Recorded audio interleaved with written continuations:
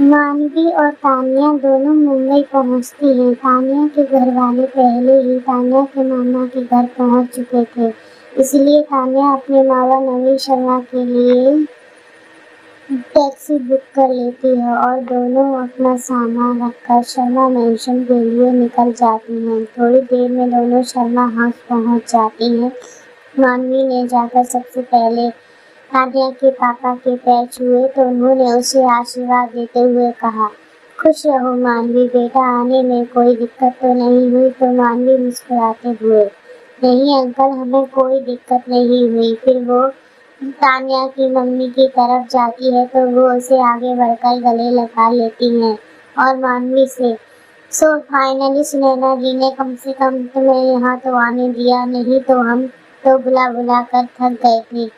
वैसे अब ये चमत्कार कैसे हुआ? तो मानवी मुस्कुराते हुए, ये तो आप तान्या से ही पूछिए, जो कुछ किया है इसी ने किया है। तो तान्या के मम्मी पापा हैरानी से उसकी तरफ देखते हैं तो तान्या अपनी शर्ट की कॉलर ऊपर उठाते हुए गर्व से, आखिर हम भी एडवोकेट पवन सिंह की बेटी हैं, तो भला कौन हमें मना करेगा। तो उसकी मम्मी आरती जी उसे फोन दिखाते हुए, अच्छा तो फिर सुनैना जी से बात तो कर, तेरी बातें सुनकर वो तुझसे कुछ कहना चाहती हैं। तो आरती जी की बात सुनकर तान्या की सिट्टी पुट्टी गुम हो जाती है और वो एकदम फोन लेकर हड़बड़ाते हुए कान से लगाकर, नहीं काकी, मैं कुछ नहीं कह रही थी, ये तो बस माँ थी जो। लेकिन जैसे ही फोन में से कुछ आवाज नहीं आती तो तान्या उसे कान से उठाकर देखती है तो फोन बंद था। वो समझ जाती है कि उसकी माँ पापा ने उसके साथ मजाक किया है। वो अपने माँ पापा की तरफ देखती है जो मुंह दबाकर हंस रहे थे, तो उन्हें देखते हुए गुस्से में फोन उनके हाथ में दे देती है। तो उसकी माँ आरती जी, अब बताएगी भी तूने सुनैना जी को कैसे मनाया, या फिर मैं उनसे ही पूछूं? तो तान्या जल्दी से उन्हें सारी बातें बता देती है। पवन और आरती जी उसकी बातें हैरानी से सुन रहे थे। आरती जी बेहोश होने की एक्टिंग करते हुए, पवन क्या ये हमारी ही बेटी है? क्योंकि मुझे यकीन नहीं हो रहा कि हमारी बेटी कब इतनी बड़ी हो गई जो इतनी समझदारी भरी बातें करने लगी। और तो और उसने सुनैना जी को भी अपनी बातों में फंसा लिया। तो पवन जी हंसते हुए, यकीन कर लो तुम्हारी बेटी है, बिल्कुल तुम्हारे ऊपर गई है, जैसे तुम नौटंकीबाज हो वैसे ही तुम्हारी बेटी। उनकी बात पर आरती जी उन्हें घूर कर देखती है तो पवन जी हंसते हुए मेहमानों के पास चले जाते हैं। आरती जी भी दोनों को अंदर जाने का कहकर मेहमानों की आवागत में लग जाती हैं। वही दोनों अंदर अनुष्का के पास जाती हैं जिसकी कल शादी थी।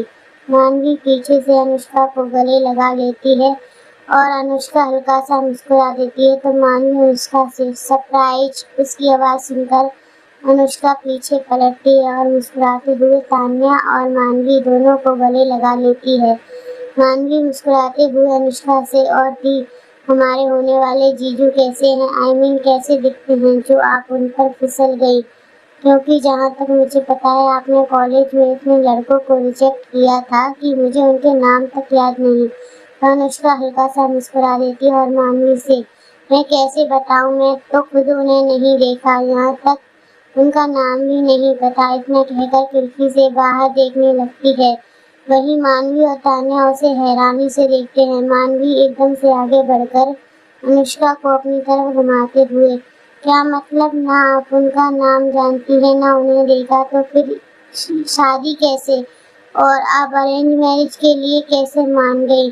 आप तो लव मैरिज करना चाहती थी। तो अनुष्का की आंखें नम हो जाती है और वो मानवी से, क्या करूं मानवी, इन दिनों पापा का बिजनेस में बहुत लॉस हो गया है। ऐसे में पापा के बिजनेस पार्टनर ने आगे आकर ये ऑफर रख दिया कि अगर मेरी शादी उनके बेटे से हो जाती है तो वो पापा की कंपनी को अपनी कंपनी के साथ मर्ज कर लेंगे और इस तरह से पापा की कंपनी और शेयर डूबने से बच जाएंगे।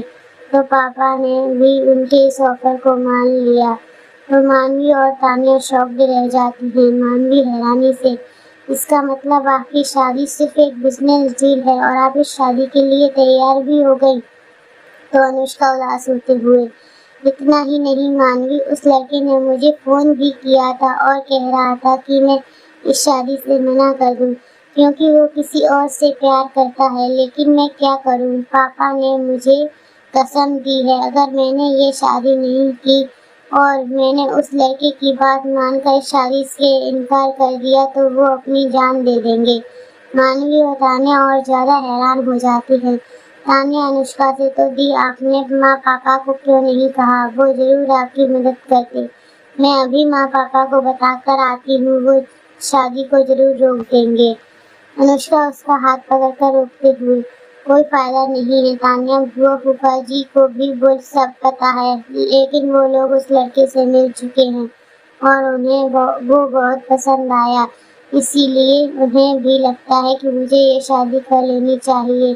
और अब वैसे भी बहुत देर हो चुकी है, तुम लोगों को भी इस शादी को एंजॉय करो क्योंकि घर में सब रिश्तेदार आ चुके हैं। ऐसे में अब शादी से इनकार करना दोनों परिवार की बेइज्जती होगी। वो लोग यहाँ के सबसे पावरफुल लोग हैं, इसीलिए मैं नहीं चाहती मेरी वजह से पापा को कोई भी परेशानी उठानी पड़े।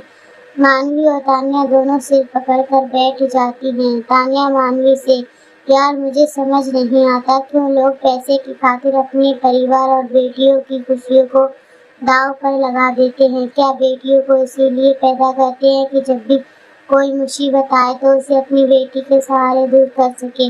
मानवी खोए हुए अंदाज में, क्या कर सकते हैं तान्या, हम लोगों की सोच नहीं बदल सकते, लेकिन सब एक जैसे नहीं होते। कुछ देर सब तीनों आपस में बातें करती हैं, फिर तान्या मानवी अपने कमरे में चली जाती हैं। आगे क्या होगा जानने के लिए पढ़ते रहिए सब्स्टिट्यूट ब्राइड। कहानी अच्छी लगे तो चैनल को सब्सक्राइब करें और वीडियो को लाइक करें। धन्यवाद।